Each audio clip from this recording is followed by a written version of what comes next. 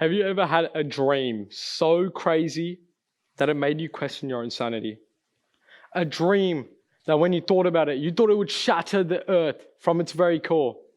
A dream like starting your own pigeon racing society.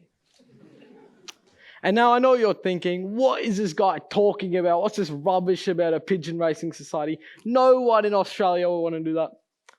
If you open your phone and search up Sydney Pigeon Racing Society, it does exist.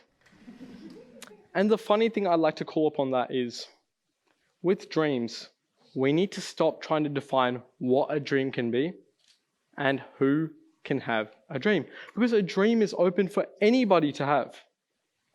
But for many of us, dreams feel more like a burden than a blessing.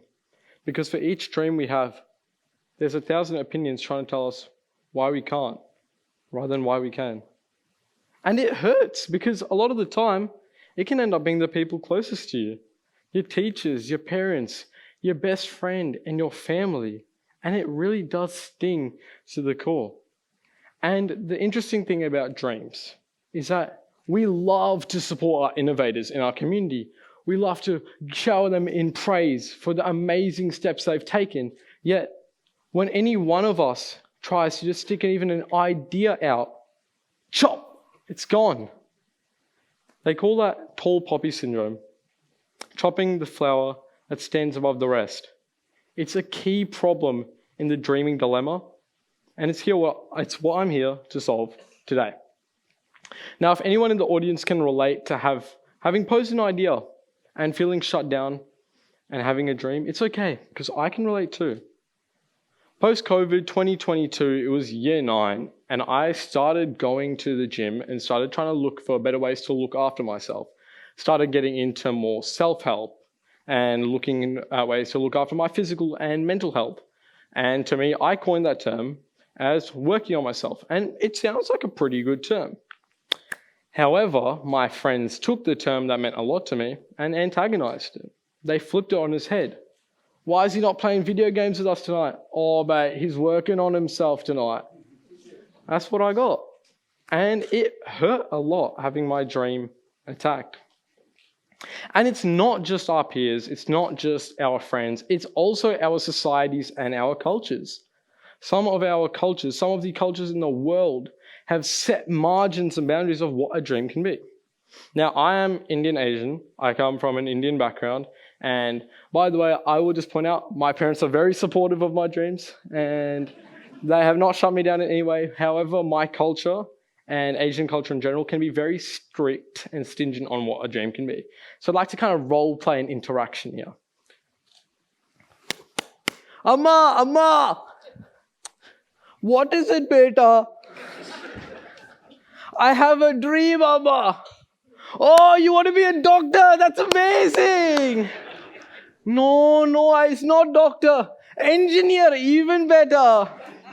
No, you're not listening. Lawyer, that's the one. No. Amma, listen. I want to be a bed tester. What rubbish is this you're telling me? We slaved away for tens of years just to get enough money to raise you. And you're going to throw it away testing beds? Go to your room. And here's the thing. Here's a funny comparison, let me tell you. I work at Kmart and I earn about $20 an hour. If I worked an 8-hour shift from Monday to Friday for a whole year, my salary would be $41,000. That bed tester, which my fake mum was making fun of, would earn in the US $155,000 on average. Who here knew that? Who here would have guessed that? Because that's the thing. We have so many preconceived notions of what a person can achieve, what their dream can actually mean. And it's funny because let's look at the domino effect. Without that bed tester, you have a really uncomfortable bed. With a really uncomfortable bed, you get bad sleep. And what happens if you're driving on bad sleep? What happens if a doctor goes in with very little rest? Or a business person about to make a terrible business decision because I had no sleep. There's a real snowball effect with these things, and our dreams have much more power than we think. And in this day and age, it feels very hard to push and empower our dreams with how many people are tearing them down. But there is a solution. And funnily enough, I call it the TED acronym. The T stands for try listening, which is what you're all doing today, which you're doing very good. And what this incorporates is just listen. When a person comes to speak to you, show them that you're listening. It's not, yeah. It's turning your body language towards them. It's showing them your eye contact. It's actually caring about what they're saying. It's asking the questions. What is your dream? What do you want to do with your life? And it shows them that you care. Next, E, embrace failure. And I must highlight this is so important. We need to embrace failure and get rid of the stigma around it. Because failure is just another chance to improve. Failure always comes with some form of learning.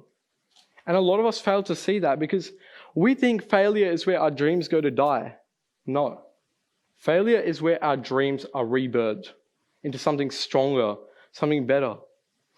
So keep supporting each other. Give each other your love and kindness and care. And finally, the last letter, D, stands for dream spaces. This is a term I have coined. What it means is a space, both physically or online, that any person from anywhere in the world of any race, background, ethnicity, gender, whatever, there is no difference in who you are. Once you enter a dream space, you are fully free and safe to share a dream and idea you have to the rest of the world.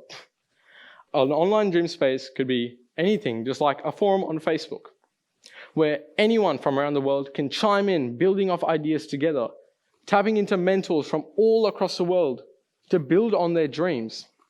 Or it could be a physical space, just like in our own resource center, a room dedicated full of visions and posters and quotes and all students' dreams that could be written on sticky notes, stuck up, allowing them to profess what they want out of their life. And it's safe. There's no judgment because every dream deserves a chance. And now you may be wondering, what about the X? This tiny X here. Well, I would like to say the X stands for we are all excellent people who deserve to dream. So we must understand that we need to empower each other's dreams and stand up for each other. The bar for setting a dream should be absolutely wide open, but how high a dream can go should go sky high. We need to support each other because everybody reaps the benefits from an achieved dream or even a dream in progress. So it's up to you after today. Whether you want to be the support that puts the wind in the dream's sails, or if you want to be the storm that shuts someone down, it's ultimately up to you. Thank you.